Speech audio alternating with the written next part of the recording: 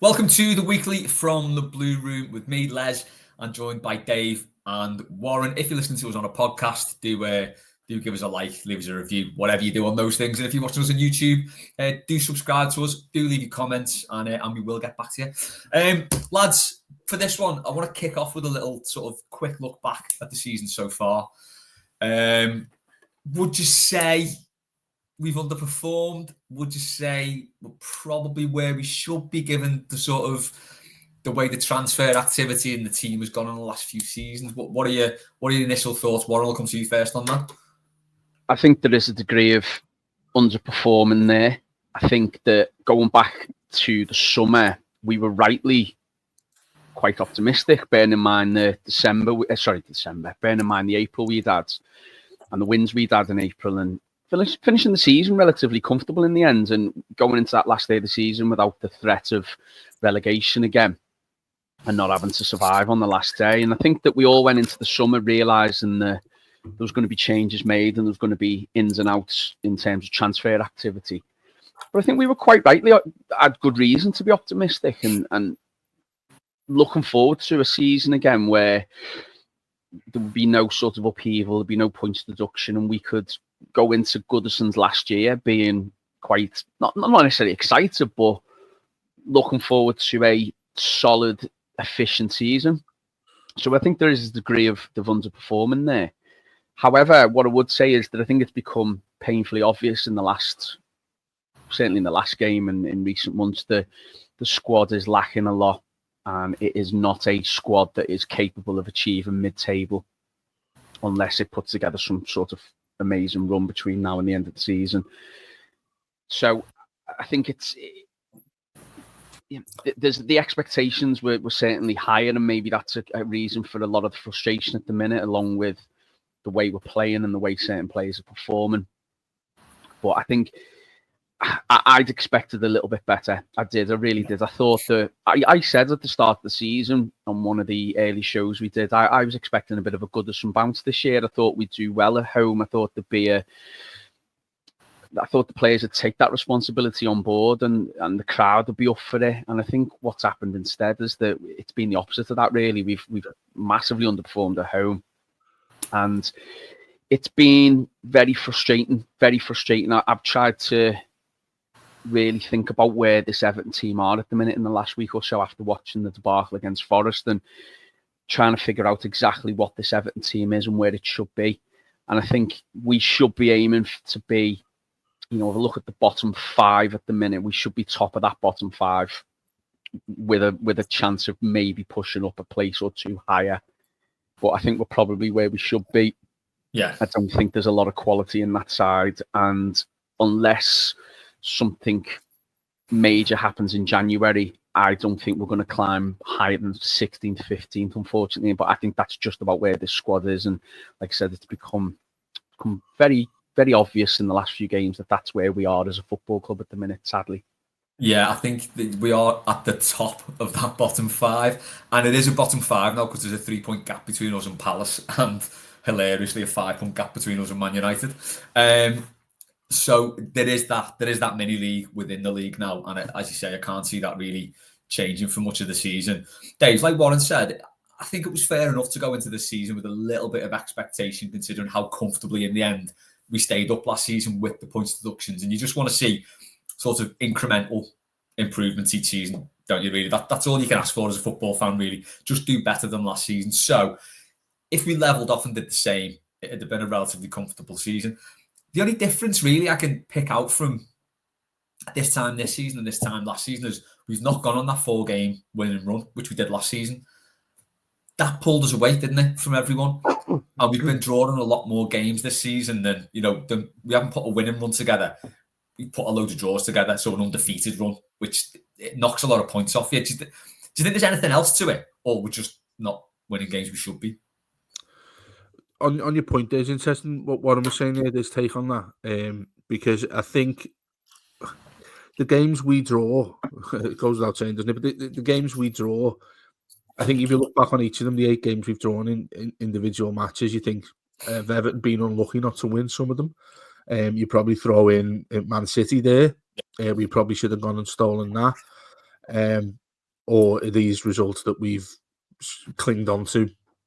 And I found myself looking at this when I knew this would be cropping up, basically because it's a new year and we're looking back on what's happened so far this season. And I started to get myself into into a zone of where I think, do you know what, I have a little bit of sympathy here with Sean Dyche. And that's basically based on what we've got and what we can go forwards with, and can he get any better out of them? He's got obvious limitations that we've spoken about a lot, Warren, hasn't he? You know, we've spoken about things that we need to address with him if he's to stay on as the manager, and I think it's inevitable now that he's going to get off in the summer. Do Everton need to improve? I think we're incredibly lucky about the other sides that have been in the division. I think I said at the start of the season we should comfortably be finishing in sort of lower mid-table, 13th, 14th. And I know that's these are fine margins I'm talking about there, because we're only 5 points behind Man United, aren't we? Yeah, who were in 14th, and their managers coming out saying they're in a relegation fight, which I thought was quite funny. But when you've got that, you're thinking, well, if that's level par you're going into, where you're having a comfortable season to get into Bramley-Moore, which is, I think, probably at the top of everybody's list here that was still in the Premier League when we go there at the end of this season. Look, that's unique, isn't it? What we're doing, this situation we're in, is getting to that ground is probably as important to staying up in the division at any other season we've had to. For many, it's a lot more important than that, going to that new stadium as a Premier League side. 3 wins in 18, no, is really bad. That cannot be ignored. The 3 wins we've had as well: Palace at home, Ipswich away, Wolves at home. Out of 18 games, that's appalling. That is really, really bad. Whether you draw or lose those other games, Everton getting into a knack of not knowing how to win games. And I do think there's a really ironic thing about all of this. I don't know if you remember it. Just before Sean Dyche was sacked at Burnley, I think they beat us 2-0 or 3-0, something like that. And it was under Lampard, I think. It was the 3-2, wasn't it? Was it the 3-2? And it was right, yeah, at Burnley. Yeah. And he said, he came out and everyone was like, it was like everybody was really surprised by the fact that this is true what he said, and he was talking about Everton don't know how to win. He came out and said that, if you remember rightly. Yeah. I'm pretty sure some of our listeners, or most of our listeners, remember him saying that, and we all flipped about it. Like, we're not that bad, blah blah blah. You know, when you want to defend the manager we've got, or you want to defend the players we've got. But ultimately, at the time, when you look back on it, he was right. He was spot on about that.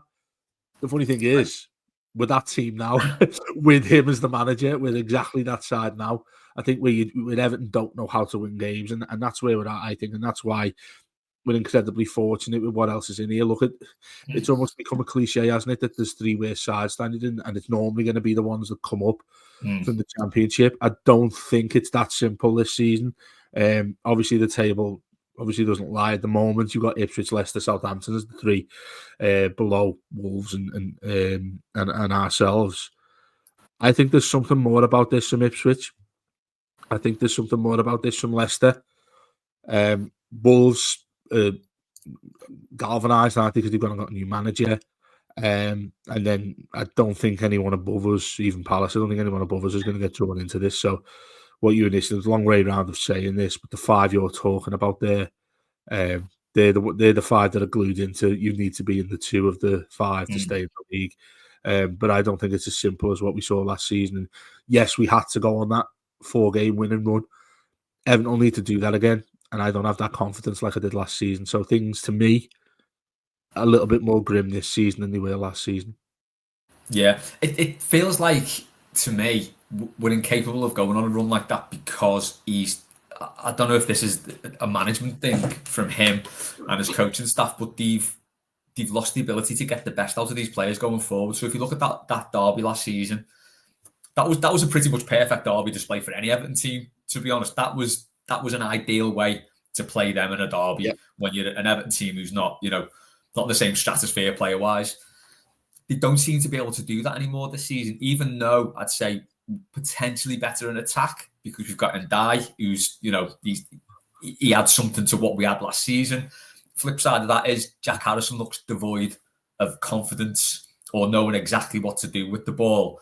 I think Matt and Paddy picked this up on the byline. I think his last 5 seasons, he's had double-digit goal involvements every season. And this Patterson. season, yeah. So he's had like 7 goals, 5 assists, 5 goals, 7 assists, things like that. This season doesn't look like getting anywhere near that. And for me, does that come down to just not coaching the strikers or the attack and play? Because you can see when we set up, I don't want to go too far into this because we've talked it to death, but it kind of leads on to what I want to talk about with Dyche's press conference. But you can see from the setup, that team is so capable 9 times out of 10 defensively. You can see the defensive shape, the way they play. That's fine. Once you get past the halfway line, there are no patterns of play. Players don't run. Players don't move off each other. Players don't get close to each other. And it feels to me like it's just not a concern.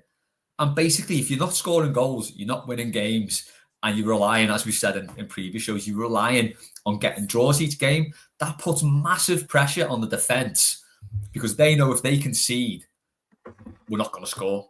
And then when we do concede, the team kind of falls apart a bit. So just to pick up on his press conference then, only Southampton have scored fewer goals than Everton this season. So they've got 12, we've got 15. Yeah. Dyche said about this, I've spoken about it endlessly, trying to get more production from all areas, from individuals and as a collective. That's been a big challenge, and it still is. But it's not just the providing of chances, it's also the final moments of truth. That's usually why strikers and goal scorers are in demand. The next challenge is the quality of production, but the final moment is the finish. So he's kind of digging out his players there a bit for missing good chances, which I think's fair enough because they have missed some really good chances. You go back to that one at Man City, like you said, a 4-on-2, we didn't even get a shot away properly. The keeper didn't have to do anything. But the flip side to that is, like the defence have got to are under so much pressure because we're not scoring. When the attackers are getting so few chances, that puts so much more pressure on them, doesn't it? Because they've got to score that one chance. Like we saw against City, maybe had 2 chances against them. We had 1 chance against Arsenal, good chance, didn't do anything with it. So where do you sort of stand on that? I mean, is he right to dig out the players like that, or is it a shortcoming of his that he's not getting the best out of these players? If you'd have asked me Sunday night, after the Forest game, I listened to post-match with Keith, Maggie and yourself, Dave, and I would have been the 4th person as I had been there with you, ranting and raving like the others were, because we were just all in that mood on Sunday. And I've really tried to reflect on things as the week's gone on, and you tend to do that as a few days have gone past. And I think there is a degree of blame needs to be on the players. And I think that him digging out the players it only works so many times. I think sometimes it fires players up to prove the manager wrong, doesn't it? But I think this has gone on a few times now where he's said something indirectly against the players and not really absolving them of responsibility and not really taking on much responsibility himself, which I think irks a lot of fans and a lot of supporters. However, I do think that there's a massive, huge lack of confidence. Them players are just devoid of it at the minute. I go back to I know the Bournemouth game ended terribly and it was one of the worst outcomes with regards to the Machedi years certainly, and regards ever probably if it's happened to Goodison, the way we fell apart and the way we just completely collapsed. But I remember sort of at the time and for the first 80 minutes of that game thinking, this is brilliant, like we're playing really well. Yeah. And I think that the attacking side of us, there is an ability there, but every single player now who you look to provide in an attacking sense, just not producing. Really, just not producing. I know Decore's got a lot of stick this year, but I think for me, when he needs to, he comes up with a lot of big moments. Decore, and he does come up with goals now and again, and he's just not done it. The Arsenal, the game against Arsenal where he had that opportunity to maybe take a strike, he doesn't. Does a Decore who's more confident to take a shot there? I don't know. I think Decore at Brighton the other season doesn't he? Exactly, and this is what I mean. I think there has been it's happened too few times, but I think there has been evidence of this team being able to produce from an attacking point of view.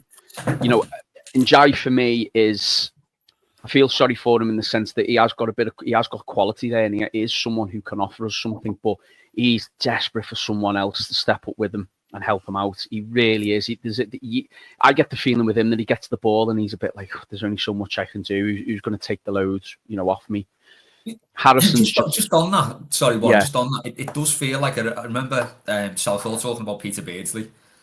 No, I'm not saying Ndiaye's on the same level as Peter Beardsley, but the problem Peter Beardsley had was he'd be too intelligent for the rest of the team, and Southall called this out.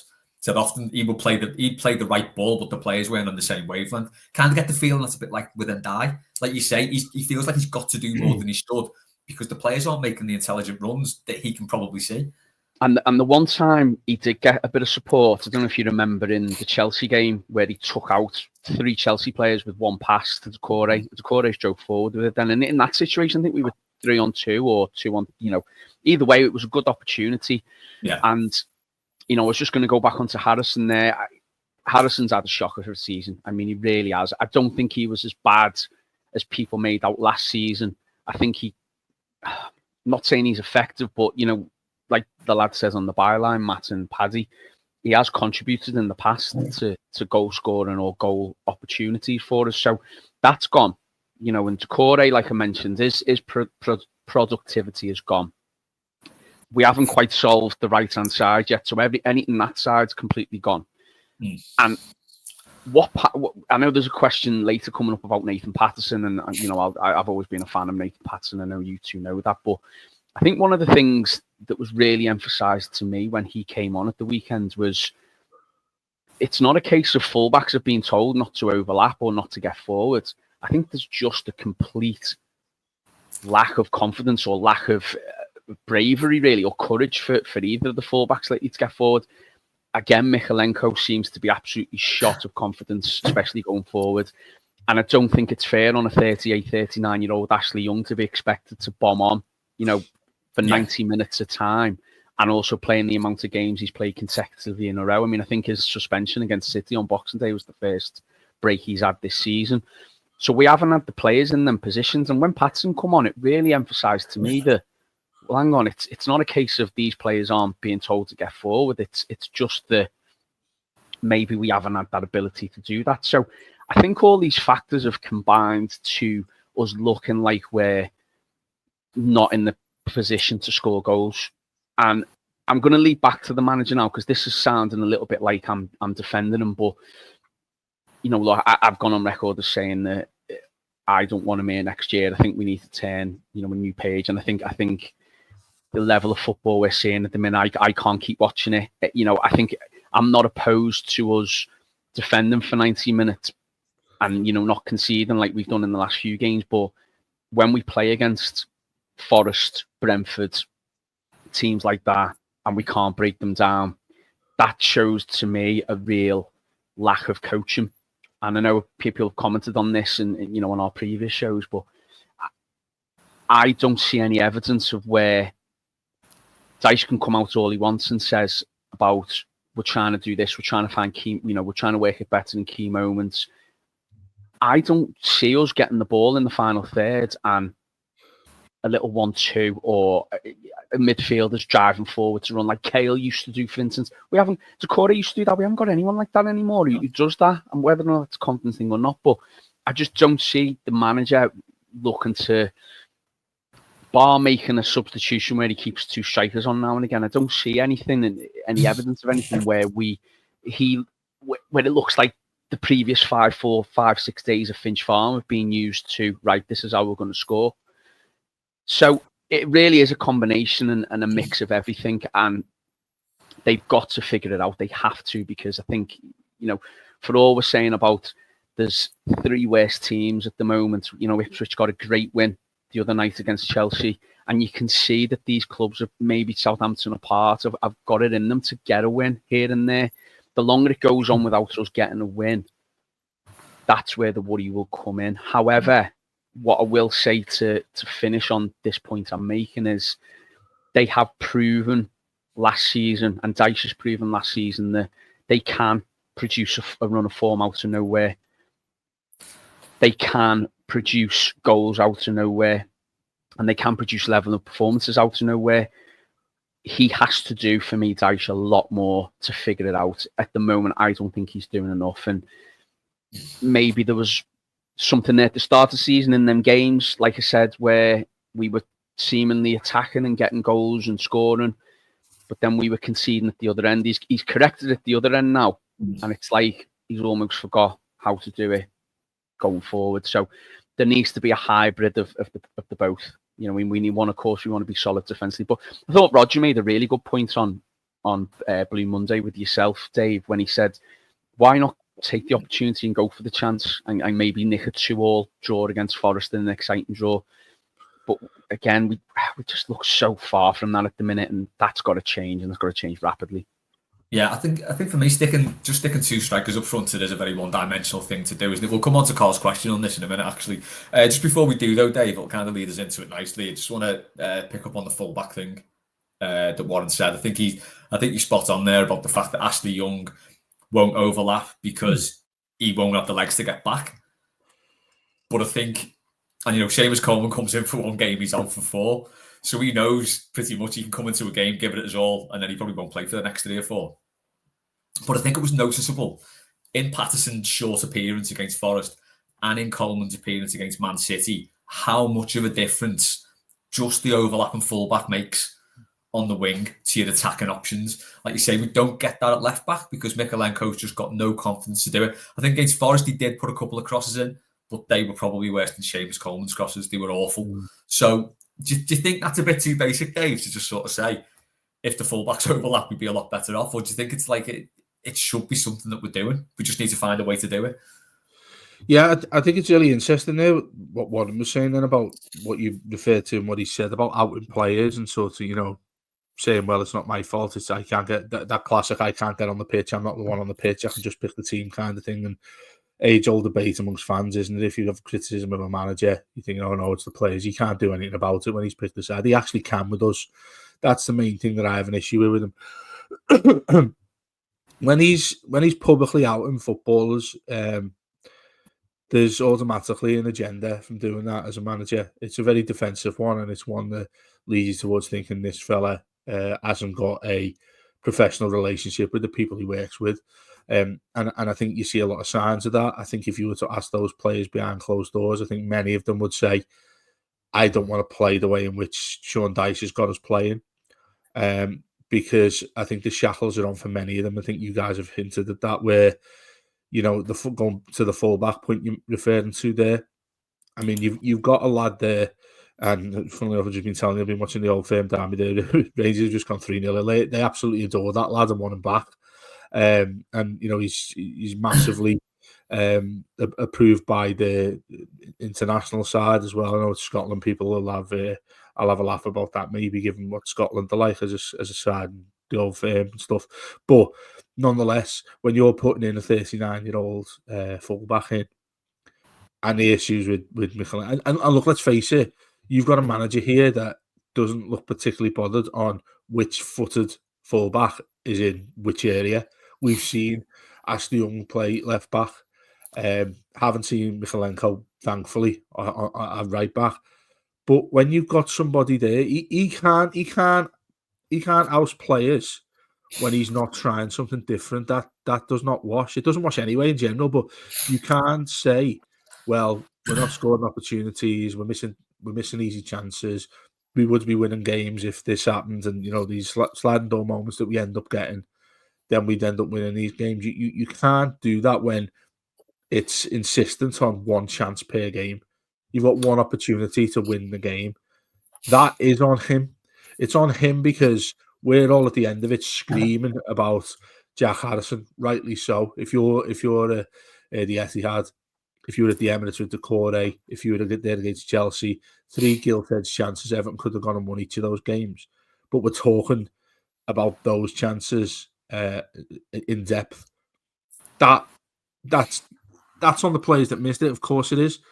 But what else is there for us to discuss about Everton potentially winning one of those games? And that's the issue, I think, which is really sad from Sean Dyche to come on with what he has, in terms of creating chances. The fullback thing is a massive issue here because like one said there, you're not going to put in a near 40-year-old fullback there who's going to overlap whoever you've got on that side.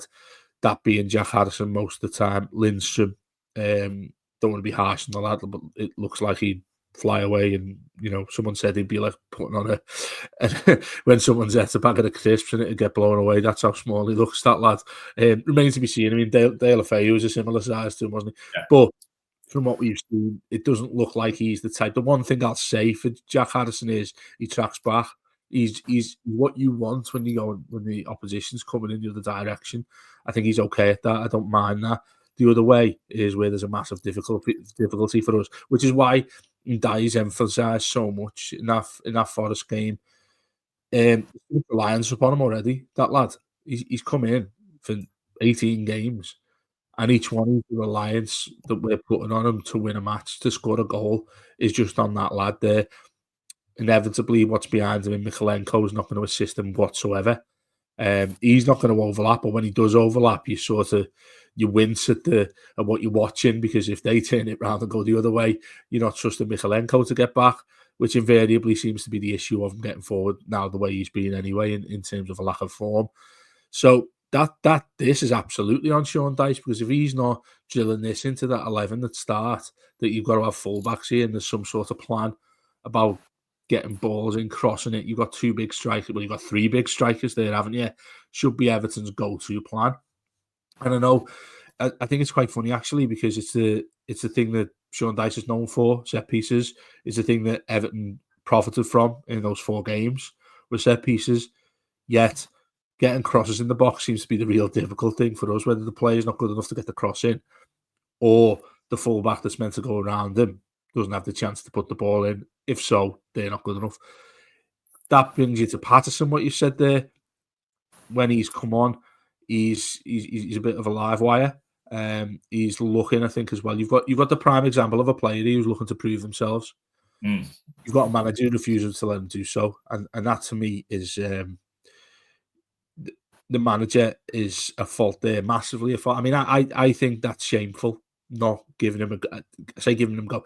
Putting him in there as Everton's first choice right back when Ashley Young's been absolutely fine.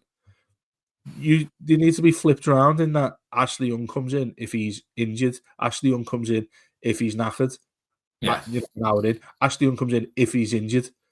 That's the scenario that it should be when you've got a 20-odd-year-old right back who's able to get crosses in the box. He reminds me a lot of when we first got Seamus, where it's head down, bomb it on, and he can actually cross a ball, this lad as well, by the way, which Seamus is probably the one quite infamous that he can't whip a ball in. You wanted Seamus with Tony Abbott's right foot, didn't you? Really, when he was early on the scene. But this lad's got a lot of that. But we've got a £20 million right back who's not getting a start. You can't blame players on the pitch for that. You can't blame what others are doing on the pitch. It's you that's got the lads sitting on the bench there, and yet you're coming out publicly complaining that our players aren't creating opportunities, and you've got like one there who's probably primed and ready to get on there and create chances. That's what he wants to do as a fullback. It's another infuriating thing, and you've got a real issue there if you're outing players and these narrow opportunities you're missing to win games, because that indicates to me that you've got a manager who sets it up that way. If he's effectively saying, well, I've got us here set up to create like a chance or two in a game, but we're going to be really solid at the back. Everton going to get away with that and stay in the Premier League? Probably. Sean Dyche is probably counting on that to be why he keeps his job. But it's not long term, Les. It can't be it can't be sustainable. Although it has to this point, it's just getting worse. And for us, like Warren said there, just the final point on that, you're sick of watching it. You cannot watch it. It's infuriating. Look at what we all do with the podcast. Coming on, having to say similar things to this, and I can't blame players. To a point, there's obvious situations like missing gilt-edged chances. The by and large point to that is the manager's issue, and he's not going to change that. He's not been for change, and we've seen that for 2 years, over 2 years now, is it? Nearly 2 years. We've seen that from him. You've got new owners in now. this is where I think we're desperate to make a change, and you still have fans saying, "Well, you can't. I wouldn't make a change now, given the don't want to upset the apple cart before we're safe, before the summer. That's the intelligent thing to do is wait." I don't think anybody who Everton could bring in could do worse than what we do right now under Sean Dyche. It's a very dangerous mindset as well, isn't it? To think we've done it the last couple of seasons because it's been teams worse than us, like you said. One, You can wing it. Yeah. Yeah, it's a very dangerous and a pretty complacent mindset, to be honest. I think we've answered Carl's question on Nathan Patterson there. So just leading up into the Bournemouth game, absolutely horrific ground for Everton. I think we've won that one cup game.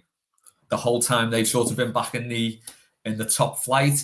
I think they're in 7th place now. They're unbeaten since November 23rd when Tottenham beat them on a really good run of form. So we're going into this game possibly expecting same old from Everton. So just to pick up on the first part of Carl's question, how long can we continue with Dyche's tactics as in no plan B? Just before I come to you on that, Warren, I think my thing is, and I've seen other people say it as well, this squad's probably better set up for a 5-3-2 or a 3-5-2. Something completely different that could keep the defensive solidity. Yeah. I know McNeil's out, and I think that's been a big problem with our goal scoring and chance creation as well. And when you talk about the set pieces, if he's not on them, they're just not good enough, are they? But I think it will give him an opportunity to play left wing back, which I think will be a good position for him.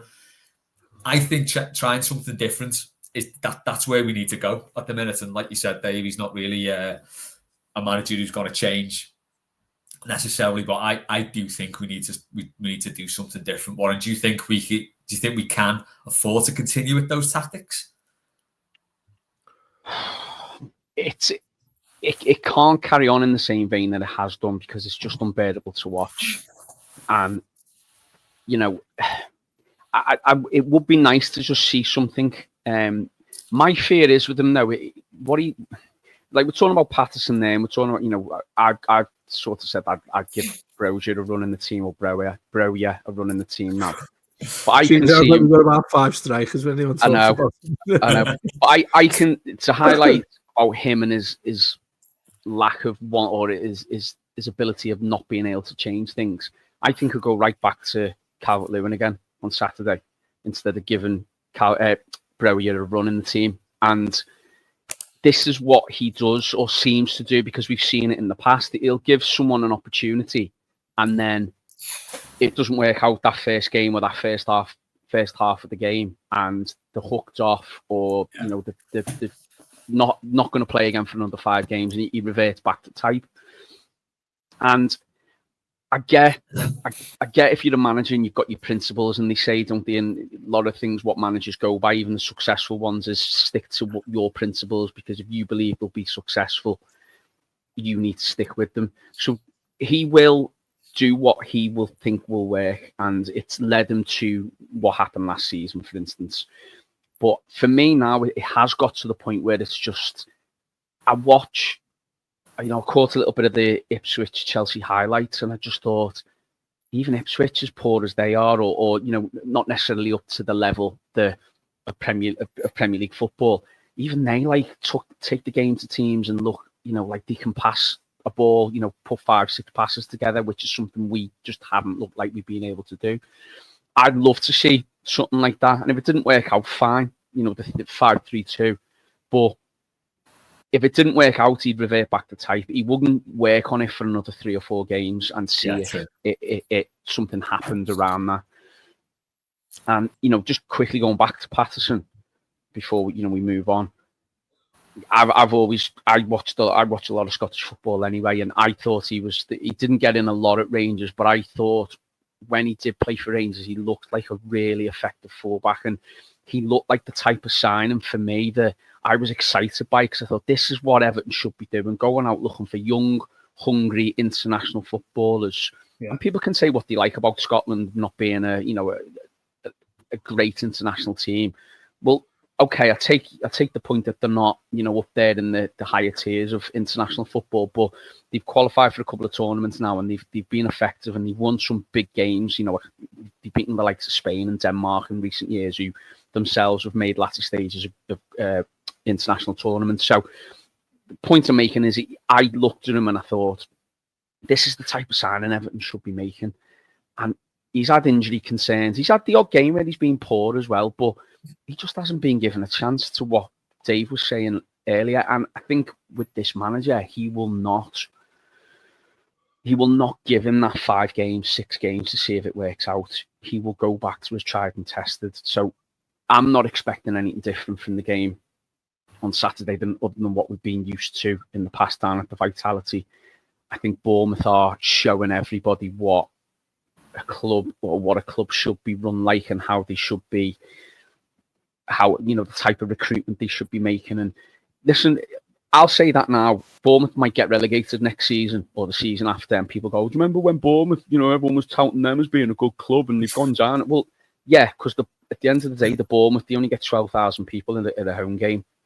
Yeah, I'd like to see Everton be run, and hopefully this is what I believe will happen in 2025. But hopefully, I believe if Everton will run that way, we'd be in a lot better stable position than like the likes of Bournemouth, the likes of Fulham. I'm sort of going off on a bit of a tangent here, but it's just leading me back to this thing about change, and we're just not equipped to do it. And the position we're in as well, if he changes it and it doesn't work, we haven't got games to catch up on, because before we know it, we're in the bottom 3. So he goes with what he knows, and he grinds out results and he grinds out draws, because, to your point, Les, what I've heard you make a couple of times, that's what effectively kept us up comfortably last season. And he'll look at it and he'll go, do you know what, if I can get a point at Bournemouth and I can win 3 or 4 home games in the new year and then pick up another couple of draws here and there, that's probably all you need to stay up in this league, which sadly, the state of the league, I think 35 points will keep you up, and we're 18 points off that. So you look at that and you go, 3 wins and a couple of, a handful of draws probably keeps you up, which is a sad state of affairs, but probably where we are at the minute, and probably where the league's at the minute. Well, that's it, isn't it? We're halfway through the season now, like we said, and we've got to play all these teams again. So those sort of missed opportunities where we're thinking, well, we should have been, like, let's say Southampton, which is obviously going to be the last game of Goodison. God, I hope we don't go into that needing a win.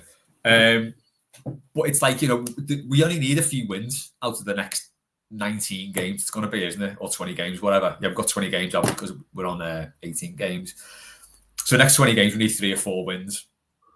But Dave, do you think we can do that playing the way we're playing? Like Warren said, if we do change things, if he changes formation, try something different, we haven't got the luxury of being able to fall back on loads of games that we can like pick up points in if it doesn't go right.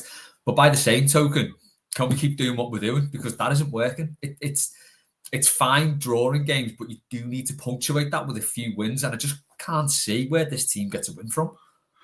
Well, someone said to me, you'd rather those last 4 games you've had there with the 3 draws and then the defeat to Forest. If you flip them round, you'd lost those 3 games expectedly and then gone and beat Forest, you'd probably feel a hell of a lot better than we do right now. I think that's an interesting way of looking at things, and I think it's an interesting perspective to talk about, really.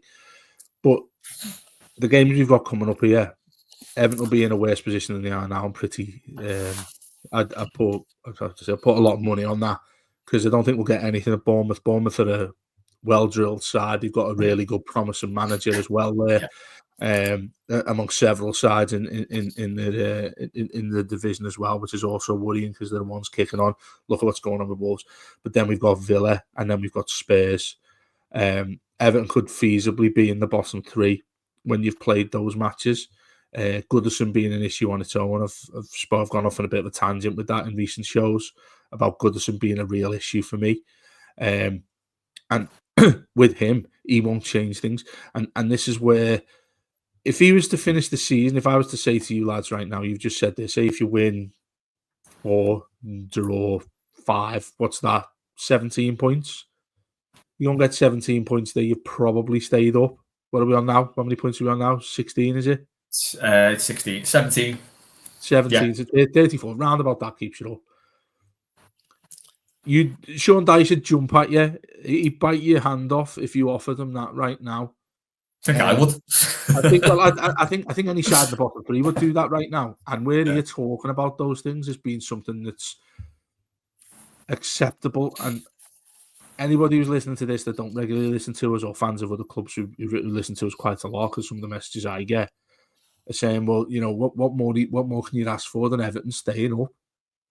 I think that's a really interesting question. What more do we want from Everton other than them staying in this division, given the shit show we've been in for 4 years? What we want is some sort of indication of progression, at the very least. Yes, we're more than I said the other week, I'd be happy if we had the most boring, mundane, woeful 9 months of football that I've ever seen and finished 12th. And you're safe by March. I'd absolutely love that. And yet, it's funny, isn't it? Because years gone by, we'd all be sat here fuming if we finished 8th or 9th and just about missed out on Europe. It's funny the way things go about like that, and the circular things happen. But with the manager we've got there, he would be happy with that. As fans, I think you have to consider a lot of things here. We've mentioned, I think Warren's mentioned it twice, about you just can't keep watching this. I can't keep going there. Paying hard money to go and watch Everton. You're paying for your new season ticket at the new stadium, which I think the club's very fortunate here, because there'll be many who don't rock up to Goodison if it was still this style of football. At least you're able to see it in a new place. If Sean Dyche is still the manager, yes, he would take that. Sadly, we'd take that. Just keep us in the division there. The question for me to everybody is, are you happy about that now? Everton it's wrecked my head so much over Christmas, because I've been thinking about it a lot when I've been sat there having a drink, thinking, do you know what? Someone says to me, there's 17th on goal difference there, end of the season. Then you can just start with a clean slate. I don't think it's as simple as starting with a clean slate, because we're not able to do so. The financial side of things as well, which shameless plug in here, but I did a piece with Patrick Ridge on this about Everton's financial change since we've got new owners coming in, albeit that the debt's cleared and all that. There'll still remain issues of how much Everton can spend, particularly this month. When you get into a clean slate and then you're sacking Dyche and we're all happy going into the summer, nice sunny days, and we're thinking, oh, you know what, this is the new stadium, we're going to do miles better, extra few thousand fans, we're going to scream the place down. It's going to be a different Everton now that we approach this. There's a lot deeper things with our club right now that are issues that we have to solve before we get there. Obviously, a lack of no relegation is the top of that list. The way in which he goes about it is a massive, massive issue. Because firstly, I'm not totally confident that we can go and get those results, given that you've only got 3 in 18. Home games we've got coming up are against the bigger boys in the Premier League with Spurs and Villa. I'll give this question to you both, which is cropped up a few times. If Everton to lose their next 3, does he get sacked? And I'm right in saying that is Bournemouth. That is Bournemouth, Spurs, Villa, Les, isn't it? Aside from the cup game. Yeah, I think they are the next 3. There's every chance Everton could lose those 3 games. I think genuinely the club and the new owners have got to be looking at a replacement now. They've got to be thinking, we pull the trigger on this guy, because if we do and we drop into that bottom 3 going into February, March, you can't persist with a manager who showed in the previous 20 odd games that he can't get a win, or he's finding very difficult. I know the team and the recruitment's been crap. Kevin Thelwell's got a lot to answer for when you look at the players he's brought in. Attacking wise, even down to Jake O'Brien spending 18 million on a player that's not been used.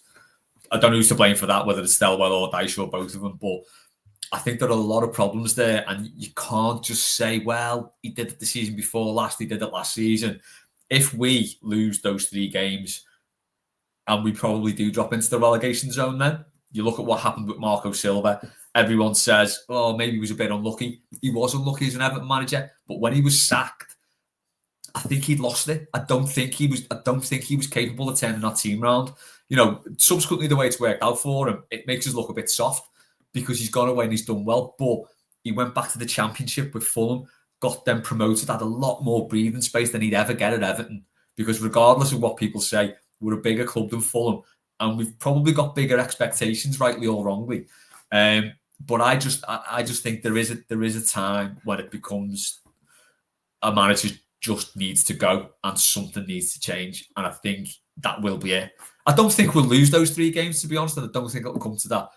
But in that scenario, I'd say he has to, and I hope the club are looking at possible replacements for that scenario.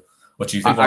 I think the banking on. Sorry, just before I ask that, so the twofold part of that question is: has he got the faith of the players in him Do you watch them and think, do you know what? They're fighting for him there. He's got every single one of them to a man behind him. I don't know, because we thought this maybe prior to the three, the three good draws, and whatever people say about them, they were three good draws in the end.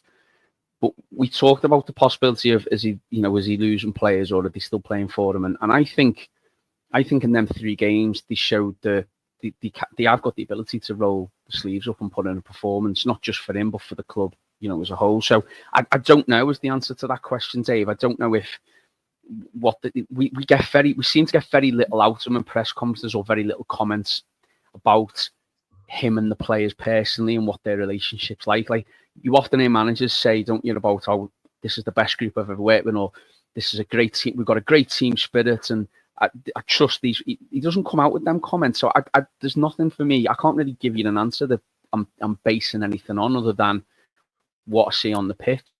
Yeah, but and I don't necessarily think there was a lack of effort against. I was sorry, mate. I was just going to say, your manager at work, the teacher, comes out and says on a parents' night, says, do you know what? Why your kids not performing well in what they want to do for a living, sport-wise? It's because that teacher's crap. You're going to be fuming about that, and that's exactly what's happened in this press conference, isn't it? To a different extent, obviously. Yeah, I think it's been. I think maybe he's challenging the players with his comments there and looking for a response from them. Now, like I said, there's only so many times you can do that before it backfires and the players go, do you know what? He keeps digging us out. Look, for all we know, privately, he could be saying whatever to the players and bigging them up and telling them how great they are. I remember when he first came, one of his first comments was, I think he came in the January and there was talk of us maybe getting bodies in to save us from relegation. And one of his first comments was, well, yeah, if I can get someone in, great, but these players have got to remember that they're good enough to be here already, and I believe they're good enough to get us out of this mess that we're in. That's what he said when he first come. I've not heard that sort of conversation from him since, really, about wanting to improve, in certain aspects, or certain players have done this. He's always been a manager anyway that doesn't pick out individuals or doesn't really say much to how individuals are doing publicly. He may be doing that privately. I don't know, Dave. Going back to what you were saying earlier about, look, if we were to lose the next 3 games, I think these owners are banking on Everton not being in significant trouble come the end of or as we head up to the spring. I think what they really want to do is they want to come in with this level headedness, this calmness. They want to assess everything. They want to go through every aspect of the football club. They want to go through every aspect of their investment to make sure they get it right for next season and beyond. I think if it was up to them, they would. This is just me saying this. This is not me forming any or any knowledge of anything. I think they want to keep things as stable as possible until they get to Bramley Moore. And I know what you're saying there about, it's not going to be a fresh start because there's so many more issues. There is, and we might need to take a step back before we can take 2 steps forward. However, the takeover for me signalled that this is the start of that. And I was looking at when Matt put up a tweet about asking people who were listening to the byline about like the best moment, the worst moment of 2024. And Paddy made a really big statement for me. Paddy Boylan said 2024 has been really tumultuous from a journalist point of view, but also a fan's point of view. There's so much that went wrong in 2024, and when it ticked over to midnight the other night and we approached 2025, I sat and thought to myself, it has to be some going for 2025 to be worse than 2024. It really doesn't. Yeah. Look, if anyone's going to do it, it's Everton, but I strongly believe that things are now in place or starting to get in place for this time next year. If it's us 3 again doing this show and, the 2nd of January 2026, that we'd have looked back on 2025 and gone, I've seen differences, I've seen improvements, I've seen a pathway forward now for where Everton are going to succeed. And I truly believe that's where we will head eventually, because I just think there's only so long a club can do what we're doing and not get it right eventually. And I think now's the time for that. But, with regards to Dyche and losing his job, I think unless something drastic happens in the next 4 or 5 games, like if we were to lose all 5 and we were in the bottom 3 and we were a couple of points adrift, I think that's when they'd make some sort of decision. I think until then, they're definitely hoping that And look, whatever we say about him, and like I said, I'm no fan, and I'm looking forward to the summer when we get someone else in. But for all that, what we said about him, he has in the past proven that he can dig us out of a hole. So if he does it again, then great. But I think unless something drastic happens, he'll still be in the hot seat till the summer. Yeah. And let's look ahead to the summer, and the big thing, well, not to the summer, but just before the summer. Big thing, obviously, that's happening is we're moving ground, like we've spoken about. And Everton have just announced a series of test events for the new ground. So this is basically to get people in, see how everything functions, and see what they need to get right before the start of the season. So the first one is Everton under-18s friendly fixture, take place on Monday, 17th of February, 7 o'clock kickoff with 10,000 spectators. Then the under-21s will play a friendly in the second test event in late March or early April, when capacity will be increased to 25,000. And then the third test event will be held later in the current season, so before May. Details of which will be confirmed in due course. Tickets for the first 2 test events will be allocated by way of ballots. The ballots will be open from 10 a.m. on Friday, January 3rd, that's tomorrow, until 11:59 on Friday, January 10th. And basically, it's going to be any season tickets holders can apply for that. Existing Goodson Park hospitality members, supporters who've committed to a 25-26 premium bars, restaurants, and experience membership, and Everton shareholders. So it's getting thrown open to sort of everyone who's sort of put any investments into the club, really, like season ticket holders. 35,000 people across the 2 events. That should mean that we should all really get into them, I would imagine. Is the third one in there? Like, is the third one everyone? Is the third one the full? It doesn't say what the capacity would be, but I imagine that's another. It'll be more than 25,000. So quite exciting for me, that the fact that we can get in the ground a bit early. Would you sooner go to a test event and have that experience of the ground early on, or wait until the first game? Are you going to go in the ballots? It's like your Christmas present, this really, isn't it? Do you know what I mean? What do you want for Christmas? Do you want a PlayStation 4 now, or do you want to wait a bit longer and you get your PlayStation 5 instead? Do you know what? I think I'm more of the kid inside me that I need to get in there and see what it's like. And I always end up coming to this when we went to Spurs, Les. Just getting in that stadium. I remember we went in it, I was like in awe of what it looked like. It was just incredible, like the marble floors and all this. And when we were walking up to it, I was like, wow. And like I say, the first thing that people can see on our YouTube channel is Les 6 years ago saying that Bramley Moore is going to be better than this. do watch it, because it's a nice sunny day we went to there, and Theo Walcott missed the sitter to win the game. But anyway, I think I'd be as enthusiastic as anybody else to get in there as early as possible and go to a game. I think other side of it as well, just imagine when the fixtures come out in the summer, provided it's Premier League, them fixtures come out and you're like, our first game is on X in August. Now that will be like Christmas, won't it? This is like it's for real. I still don't feel, I'm a bit of a sado. I don't live that far away from Bramley Moor in terms of a couple of miles away from ours. I drive past that really, really often, just taking that route home instead. Do you know, along the Dock Road? And I'll come out in Bootle up Queen's Drive, and each time I'm looking at it, I'm like, it's changed my mind, because I know you've seen a lot of people when there's been various like unofficial images and videos of it going underwater and all that. When I've seen people talking about it, I've been like, yeah, it's not as good as everyone thought it's going to be. But when you get there in and around it, it is such a vast size of a stadium. And I can't wait till we get in there.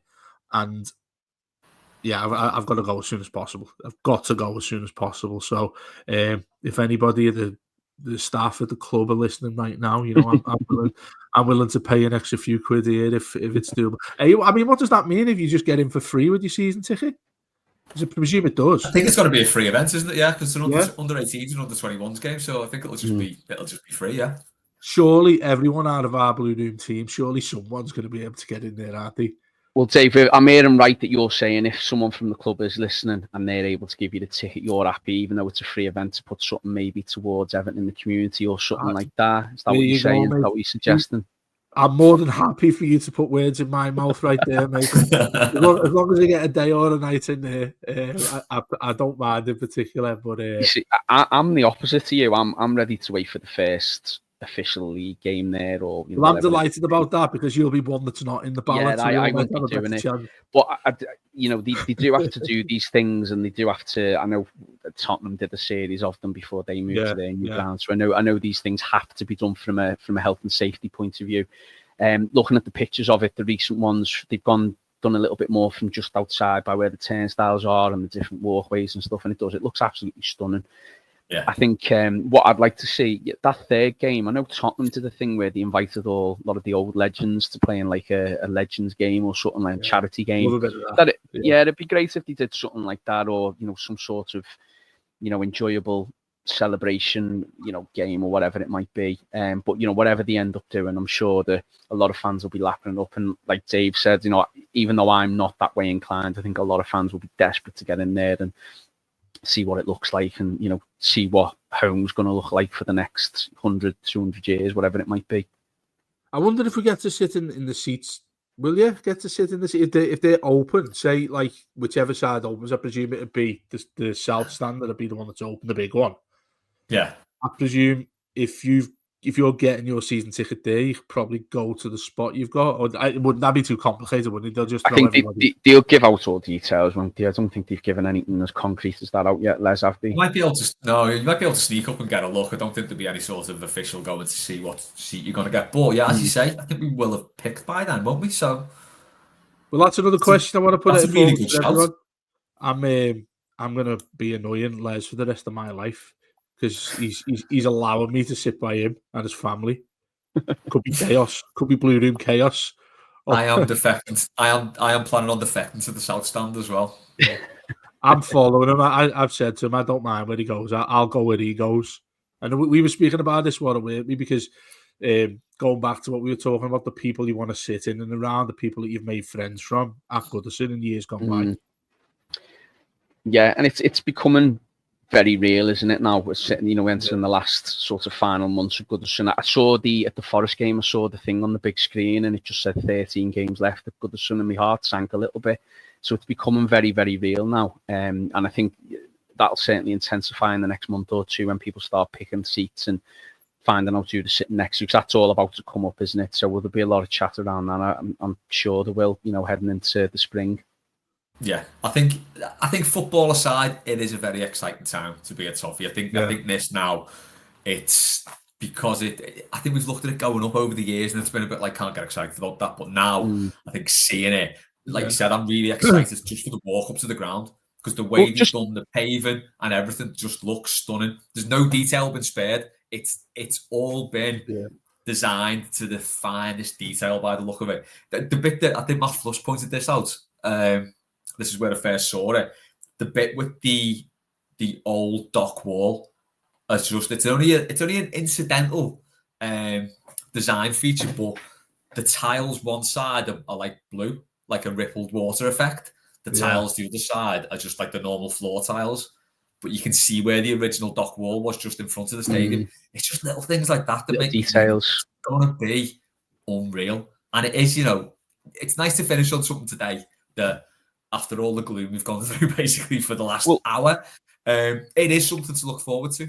It really is. Just on that, Les, I've heard a few people make comments about the show, and of course we're all biased. We've been involved with it for a long time. Certainly you have, Dave, and yourself, Les, a lot longer than I have.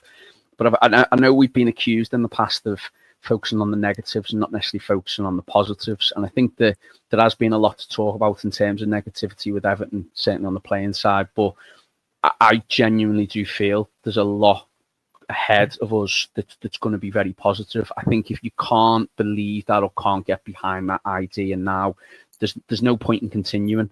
I think that this Everton where we are now, yes, there is a consequence which we're living in now to the last 7 years of how it's been run. However, there still might be a little bit of pain to go through in the upcoming months and years, but I really do feel, and I think the ground will be the catalyst for this. I really do feel we need to start looking on the way up now. Yeah. And I think that in time we will see something different. There's already been talk and hints that the new ground's going to bring in a lot more revenue, and things like PSR are going to be a thing of the past. And we're going to, as long as we spend it sensibly, there's going to be money available for future Everton managers or in future windows, whatever it might be. So listen, it's difficult now, and there will be more games this season where we come out of it and we're talking about Dyche again, or the style of play, or the system. But my honest, true feeling is that won't be forever. And I put a tweet out earlier when we promoting the show, and I said, I feel like being positive on this one, and I really think this is a good opportunity now for Everton to really, step by step, baby steps, but we are heading, I believe, into more positive and more happier times, and this will be the start of it. And hopefully, like I said, alluded to a little bit earlier, hopefully this time next year, the three of us are on another show early January, and we're talking about what a happy 2025 we had, and we can't wait for 2026. Also, mate, get in touch with Les on the 12th of February, and he'll tell you where he's sitting, so you can all come and be with him and kick off on him. You can. I'm going to tell everyone where we're sitting if you want to come and join us. We'll do the Blue Room live from Bramley Moor. I'm pretty sure it'll have better Wi-Fi. So come and join Les. Kick off on Les, and I'll already be gone. I'll be well out today, Dave. Dave, I'm a park ender. I leave 10 minutes early anyway. I'll be going before you. Don't worry about it. Some will believe that you don't even go to the game. I didn't last game. I wasn't well. I don't chest not well, eh? Yeah, not well. I've been ill so many times. We will leave it on that positive note anyway. Thanks to Dave and Warren. Thanks to everyone watched and listened. Let us know your thoughts in the comments and all that. So yeah, I think the closing note on this is keep the faith, up the toffees.